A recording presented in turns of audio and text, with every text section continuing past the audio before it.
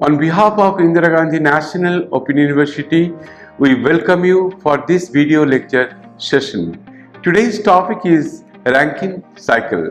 This is the 22nd module of the course Thermodynamics and its application.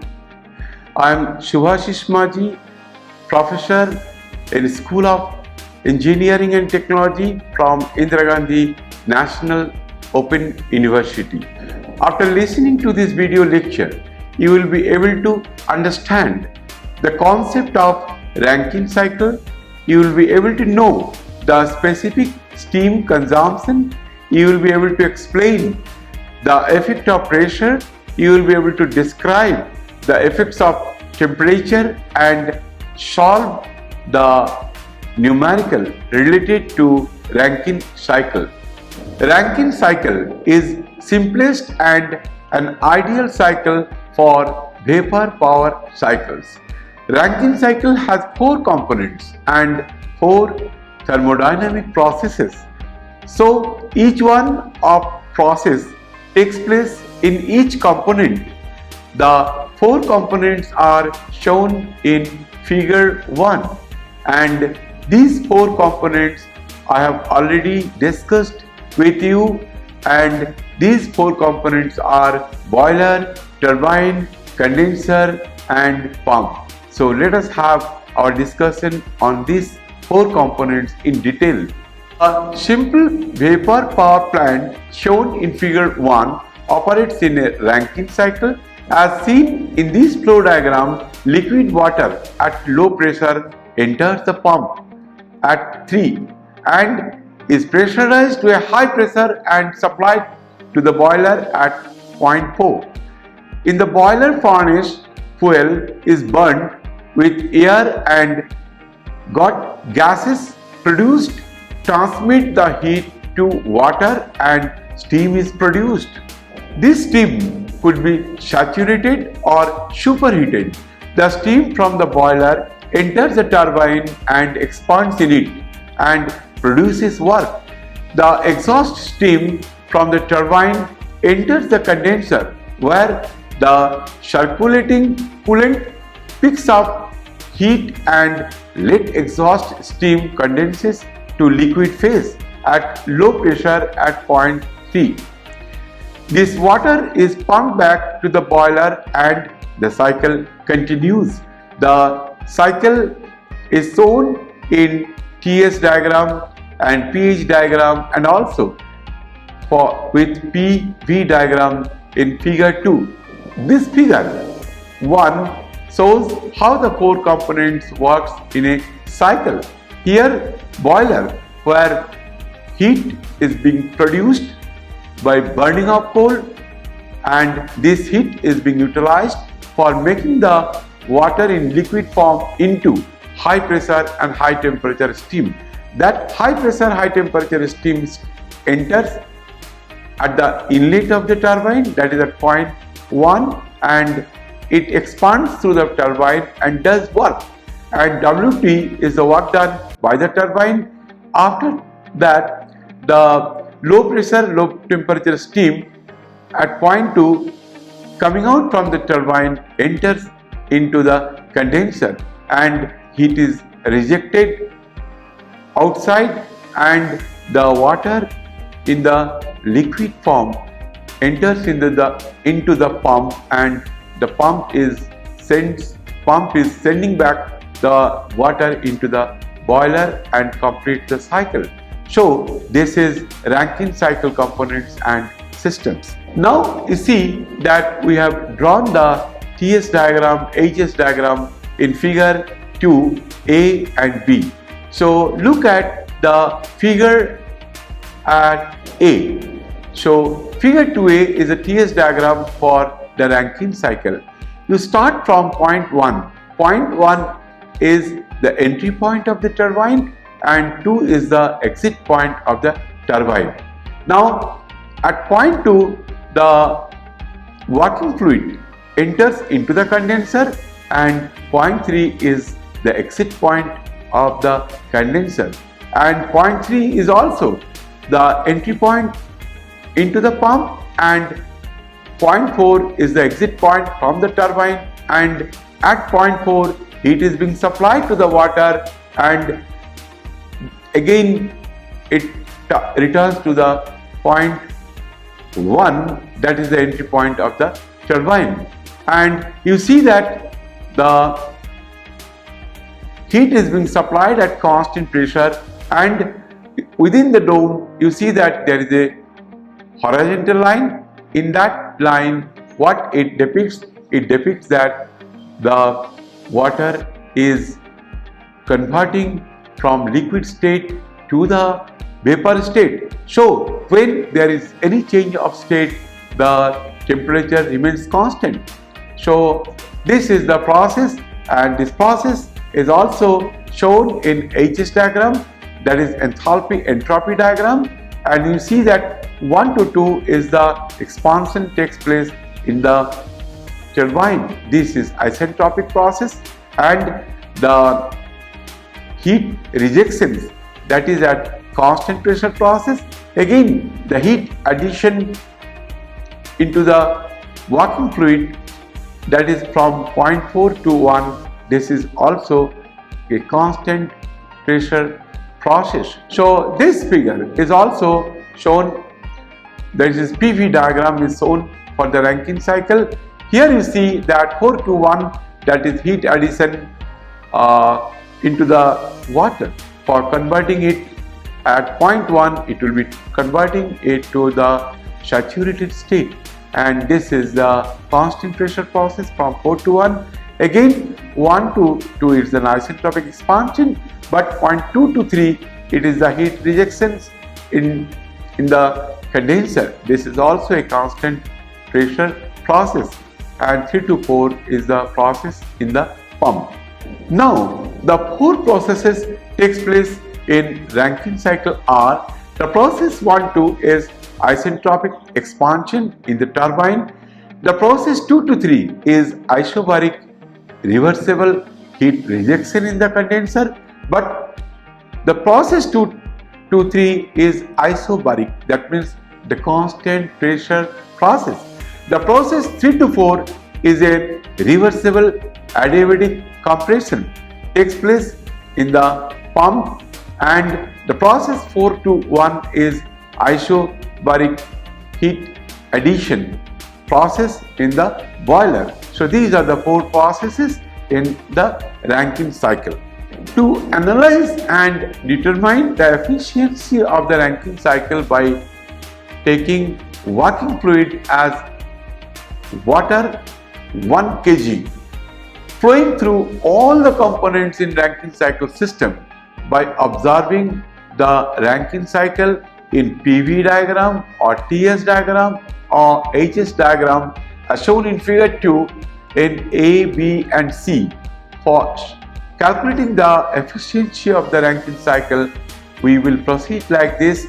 The heat supplied, that is Q1, we can write with the equations for the flowing fluid, that is the conservations of energy equations. So Q1 is equal to H1 minus H4, and this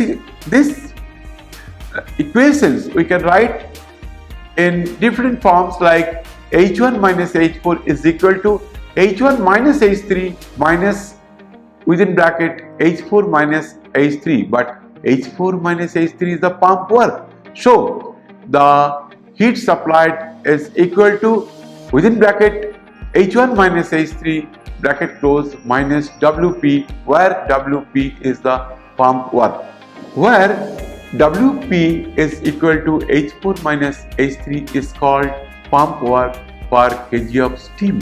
Now we we'll see that what we get for the heat rejections Q2. So the heat rejected into the condenser is equal to Q2, that is equal to H2 minus H3. Net work done per kg of steam, that is equal to W, is equal to Q1 minus Q2 is equal to WT minus WP is equal to, within bracket, H1 minus H2 minus WP.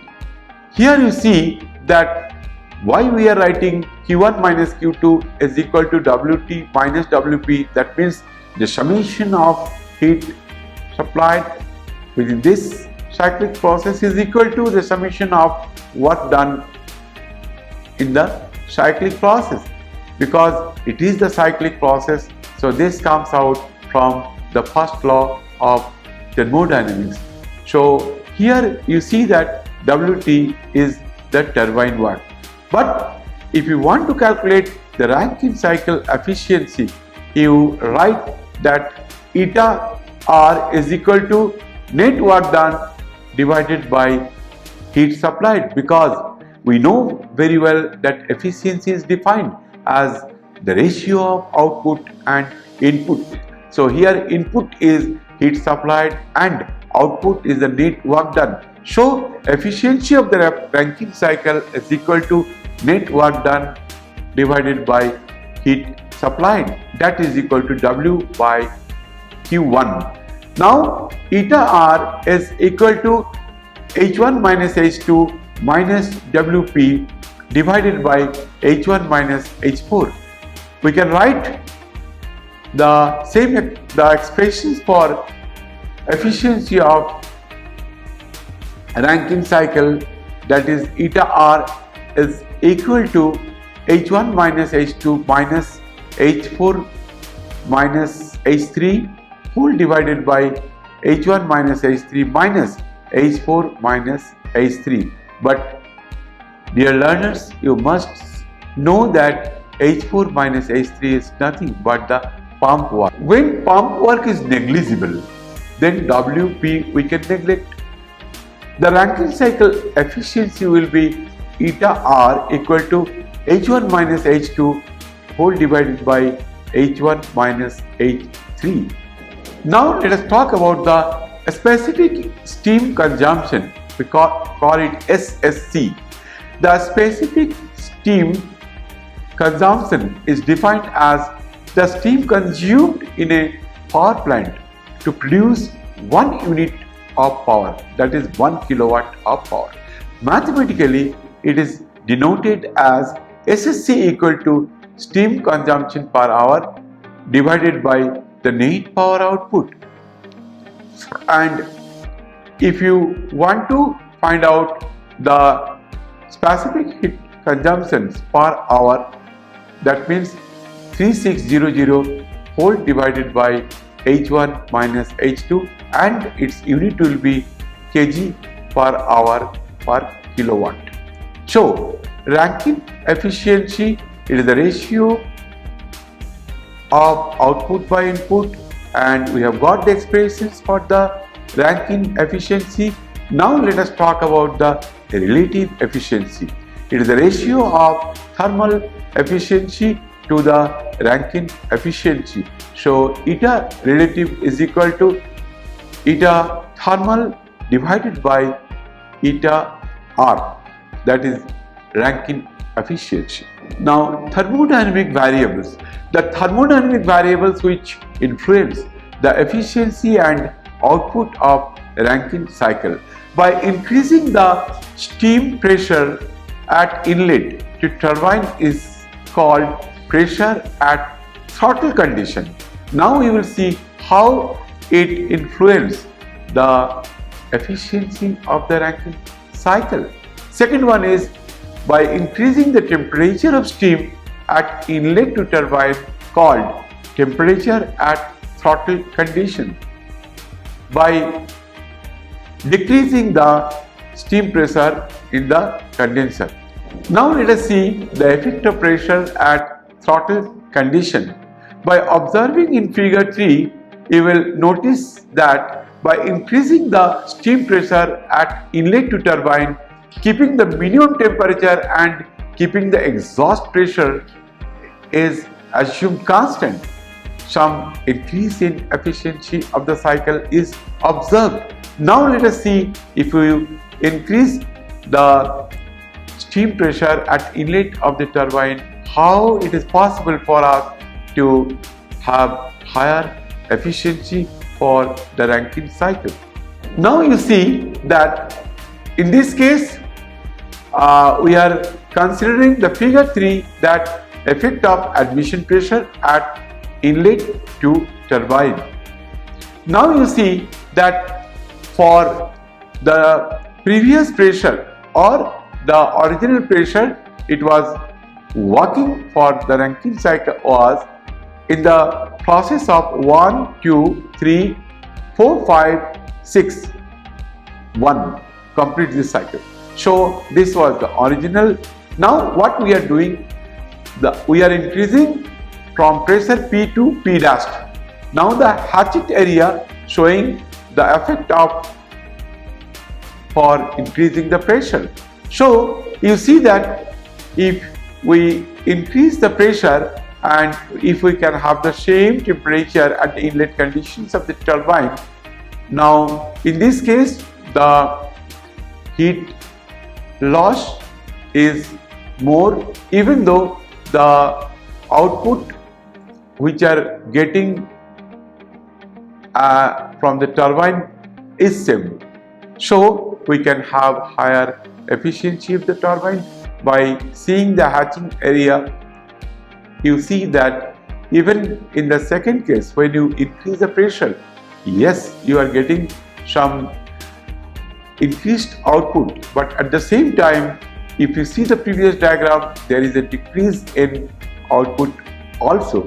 So if you assume that by increasing the pressure, the increase in output is compensated by the decrease in output, if we consider the previous case, when we consider the pressure P. In the previous case, the condenser inlet was at 2 and exit at 3, but when you increase the pressure, the condenser inlet is at point 2 dash. So the heat loss in the condenser is H3 minus H2 dash in the second case after increasing the pressure, and previously the heat loss in the condenser was H3 minus H2 in the when the pressure was P. So the increase in output of the turbine by increasing the pressure from P to P dash, if we get more output, at the same time there is a decrease in output. By if you increase the pressure from P to P dash, it can be seen from the hatchet diagram. But the main thing is this, that if you increase the pressure, the heat loss in the condenser Q2 is less for the second case if you increase the pressure from P to P dash. Obviously the efficiency will increase for the Rankine cycle. Cycle 1, 2, 3, 4, 5, 6, 1 is for inlet pressure P, and the cycle 1 dash, 2 dash, 3 dash, 4 dash, 5 dash, 6 dash, 1 dash is for higher pressure P dash. From the figure, we observe that at higher pressure P dash, the work done is reduced by the hatchet area 1 to 2 dash 6 1, but increased by the area that is 4 4 dash 5 dash 1 dash 6 5 4. Both the area are almost equal, but at higher pressure the heat rejected is less by the amount of the area 2 dash 2 double dash 2 triple dash 2. Therefore, the efficiency is increased. So, dear learners, you see the diagram and you see how it is possible to get higher efficiency by increasing the pressure for the heat addition in the boiler. Now we will see what will happen if we increase the temperature at the entry point of the turbine.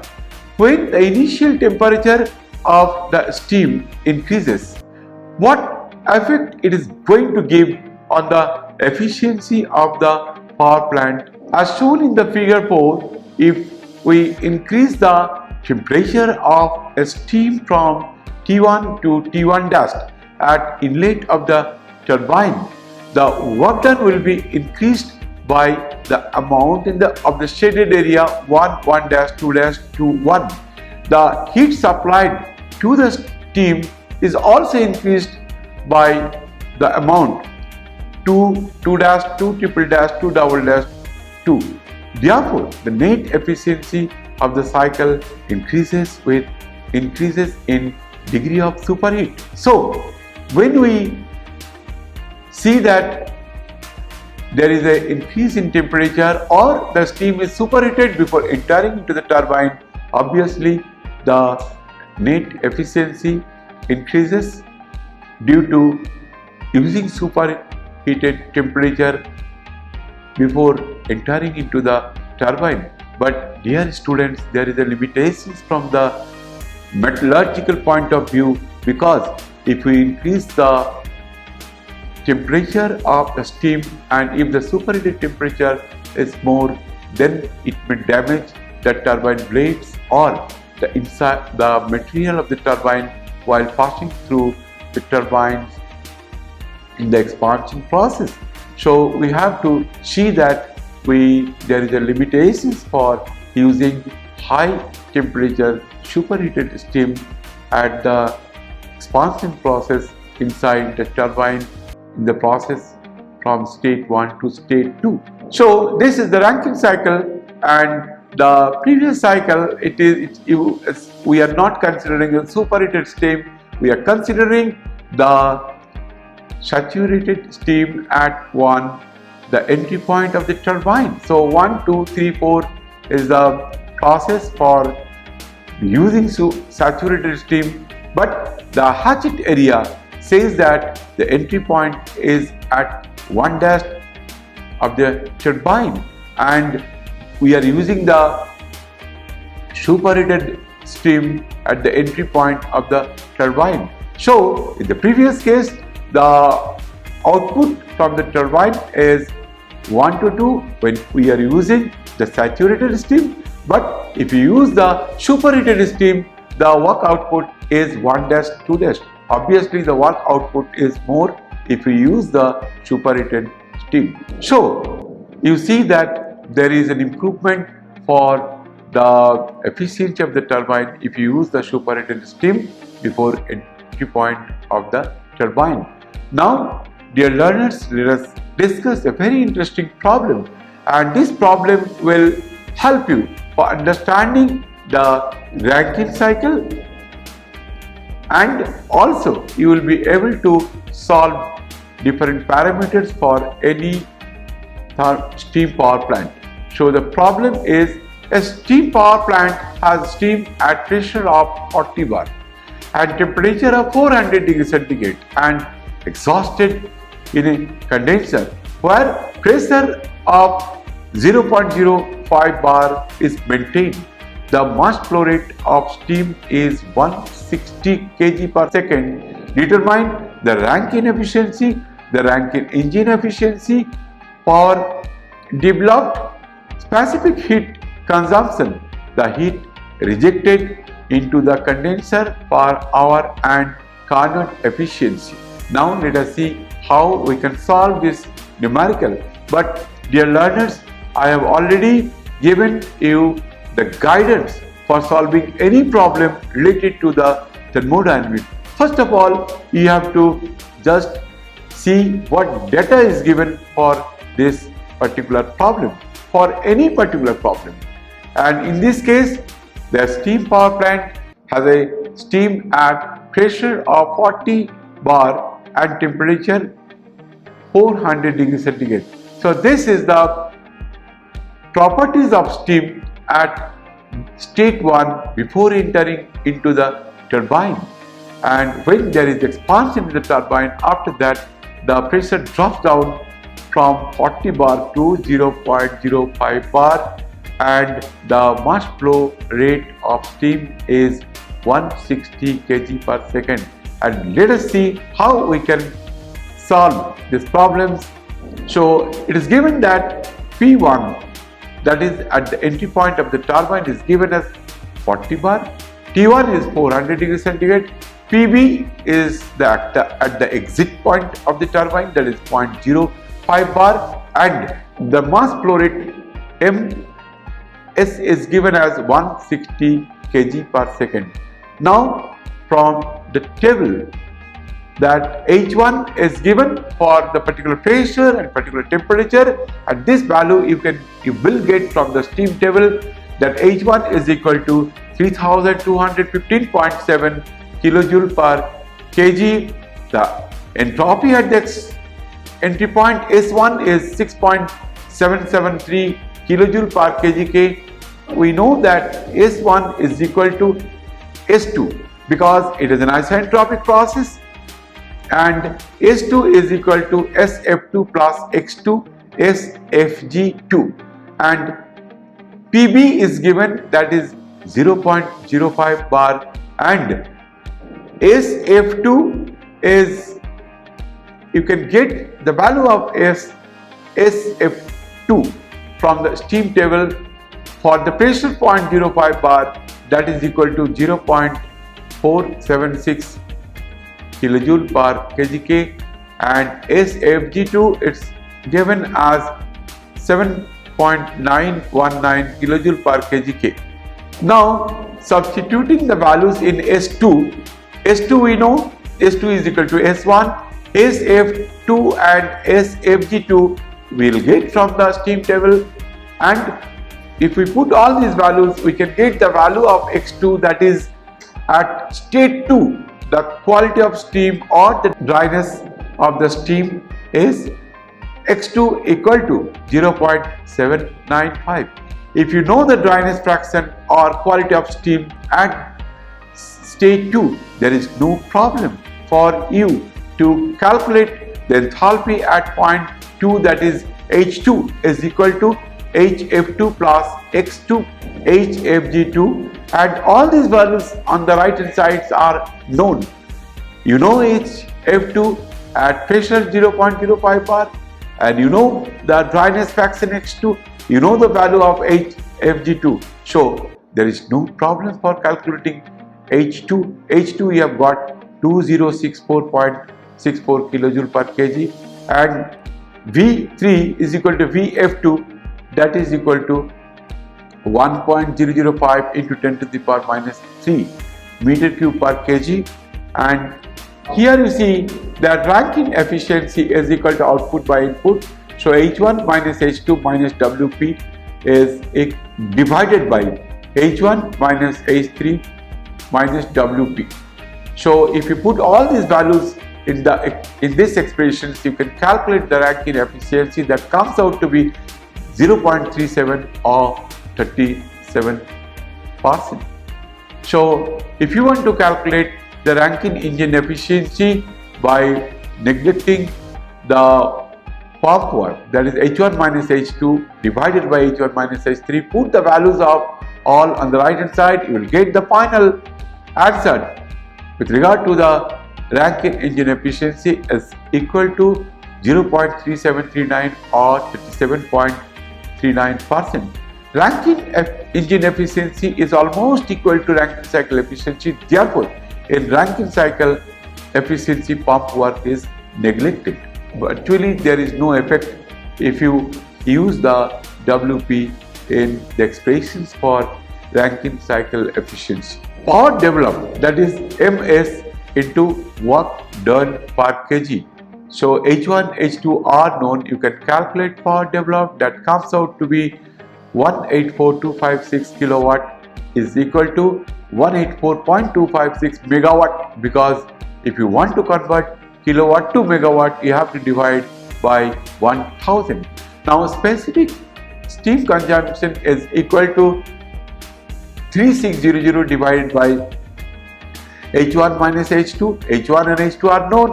You just put the value of H1 and H2, you will get the value for specific steam consumption. Now if you want to calculate the heat rejected in the condenser, that is Q2 equal to Ms within bracket H2 minus H3.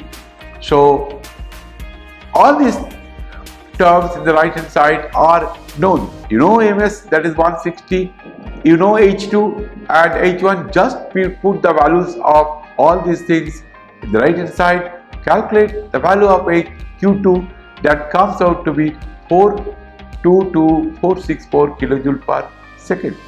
So you see the Carnot efficiency, that is eta C is equal to 1 minus T2 by T1. Put the value of T2 and T1, but be careful, you have to convert T1 and T2 in Kelvin scale. Find out the value you will get for this particular problem is 0.416 as the Carnot efficiency, equal to 41.6%. But obviously the Carnot efficiency is theoretically the maximum efficiency you can get for any cycle. So you are getting slightly more efficiency in comparison to Rankine cycle. Let us summarize what we have discussed in today's lecture session. We have discussed the concept of Rankine cycle, we have discussed the specific steam consumption, we have discussed the effect of pressure and effect of temperature on Rankine cycle. Lastly, we have solved a numerical which gives you a clear idea how to solve any problem related to steam power plant. Dear students, for today let us end over here, and we will come with very interesting topics in the next subsequent lecture session.